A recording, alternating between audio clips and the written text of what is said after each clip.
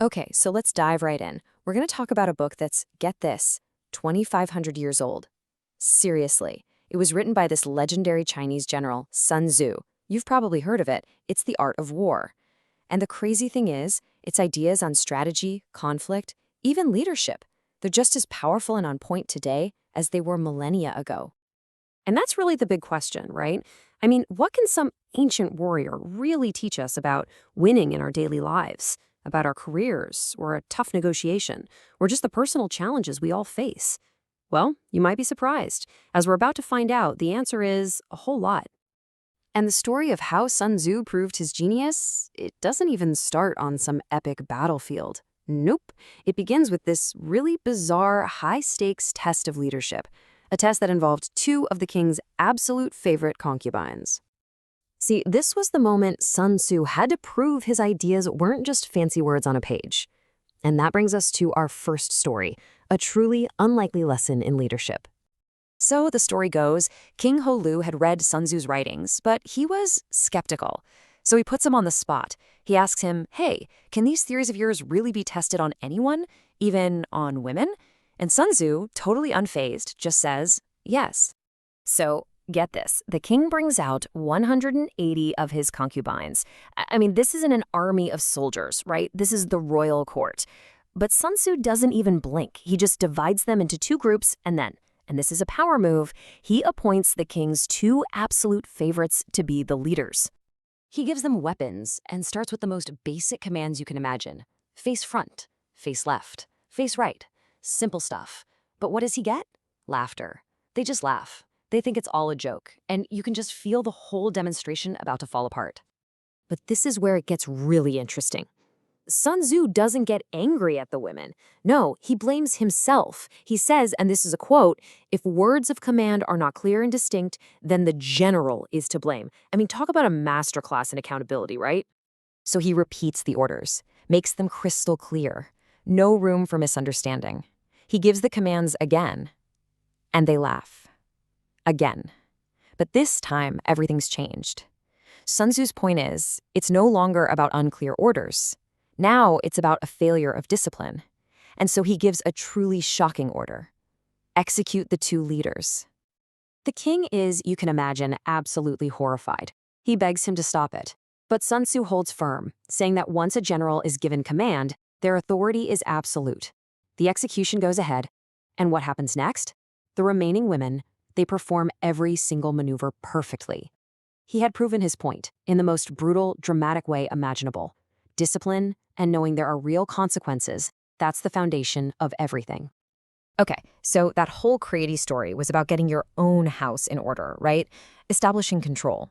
But that's only half the battle. Sun Tzu's real genius, the thing he's most famous for, is this next principle. Know yourself and know your enemy. You've probably heard this quote before. It's one of the most famous lines ever written about strategy. Sun Tzu's whole point is that battles aren't won or lost on the field. They're decided long before anyone even shows up. It's all about the homework, the preparation, that deep, honest look at your own strengths and weaknesses, and just as importantly, those of your opponent. And he doesn't just leave it at that. He gives us a checklist. You can think of these 5 constant factors as your strategic game plan. Moral law? That's basically asking, is your team on board? Do they believe in the mission? Heaven and earth? That's the stuff you can't control, the timing, the environment, the market. The commander, well, that's leadership. And method and discipline is your process, your logistics. Sun Tzu says if you analyze these 5 things for yourself and your opponent, you basically already know who's going to win. Okay, so you do all that analysis. You know yourself, you know your enemy. Now what? What do you do with all that knowledge? Well, that leads us to maybe the most powerful and honestly the most surprising idea in the whole book, what he calls the supreme art of war. And here's the big twist. This book, The Art of War, isn't really about war at all. Sun Tzu isn't cheering for battle. He's saying the exact opposite. He says that fighting and winning all your battles, that's not actually the mark of excellence. Supreme excellence, true genius, is breaking your enemy's will to fight without even fighting. It's about winning before it even starts. And he literally gives us a ranking, a hierarchy of victory. The absolute best way to win, attack their strategy, thwart their plans before they can even get off the ground. The next best thing, break up their alliances, isolate them, Coming in third place is actually attacking their army in the field. And dead last, the absolute worst thing you can do, a long, drawn-out, costly siege. You see the theme here. It's all about getting the best result with the least amount of actual fighting. So if the goal is to win without fighting, then what's your main weapon? It's not your sword, it's not your army, it's your mind. And that brings us to another one of his most famous ideas. All warfare is deception. This is all about misdirection and psychological games. Let's run through a few of these. First, when able to attack, we must seem unable. So you're strong, you're ready to go, you have to act weak. Look passive, let them get comfortable. Next up, when near, we must make the enemy believe we are far away. It's about messing with their perception. You're right on their doorstep, but you make them think you're miles away. You want them to look in the wrong direction. And of course, the reverse is also true. When far away, we must make him believe we are near. You can create chaos and panic just by making them think you're about to attack, even when you're nowhere close. Let them wear themselves out fighting ghosts. So what does all this deception add up to? It leads to one of Sun Tzu's most beautiful metaphors. Be formless. Be like water. Think about it. Water has no shape of its own. It just flows and adapts to whatever ground it's on. And that's how your strategy should be.